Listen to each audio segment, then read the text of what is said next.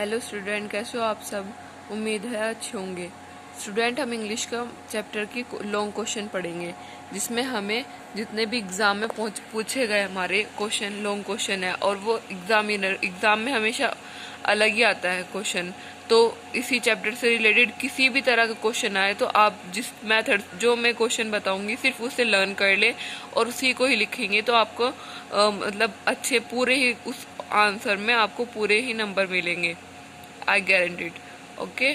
और जो क्वेश्चन दे रही हूँ उसके अलावा भी अगर आपको पूछा जाए, बस पता होना चाहिए कि ये इस चैप्टर से पूछा गया द 100 ड्रेसेस से, तो आप यही आंसर लिखना, ठीक है।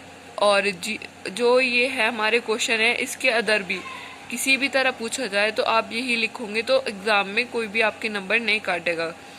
और ये आपने स्टोरी पढ़ लेनी है द 100 ड्रेसेस के बारे में, और फिर उसके बाद ये क्वेश्चन डिस्कस करते हैं। चलो, हम बच्चों आपने पढ़ ली होगी उम्मीद है, और उसके बाद अगर नहीं पढ़ी है तो आप पढ़ लीजिए, और उसके बाद ही इस क्वेश्चन को लर्न करें आप, और उसके बाद पहले समझ ले और अच्छे से समझने के बाद फिर लर्न करें। ठीक है, स्टार्ट करते हैं हम। तो लॉन्ग क्वेश्चन इस तरह के पूछे जा सकते हैं। तो मैंने कुछ क्वेश्चंस लिए हैं, जैसे give the character sketch of Wanda. Wanda का character sketch. Why did Wanda say she had 100 dresses. How was she treated by other girl. तो ये वाला क्वेश्चन हुआ, ये वाला एंड ये वाला, और कोई भी अदर इस चैप्टर से रिलेटेड हुआ तो आप उसका आंसर यही देना और इसी को ही लर्न करना। और पहले तो आप चैप्टर को अच्छे से पढ़ ले और फिर ये करें। तो फिर हम स्टार्ट करते हैं, आंसर आप किस तरह लिखेंगे। तो पहले हम शुरू से यहाँ से पहले हम लिखेंगे इंट्रोडक्शन, ठीक है। फिर लिखेंगे हम Wanda was a poor. Wanda बहुत गरीब लड़की थी, girl, sorry. She had no friend, उसका कोई दोस्त नहीं था। The other girl would try to make for her, मतलब जो वोंडा थी उसकी जो अदर गर्ल थी वो उसको ट्राई करती थी और उसको मतलब मजाक उड़ाती थी।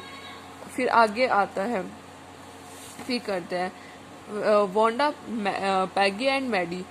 ये आपको क्वेश्चन के अकॉर्डिंग भी लिख सकते हैं, चाहे आप ये भी लिख दीजिए, ठीक है। Wanda was a poor girl. फिर हम सेम ऐसे लिखेंगे, वोंडा एक गरीब लड़की थी। All girl always try to tease her, जो सारी लड़कियां थी वो मिलकर उसको टीज करती थी और उसका मजाक उड़ाती थी। Wanda had one blue colour dresses, जो वोंडा थी उसके वो एक ब्लू कलर की ड्रेसेस पहन के रखती थी।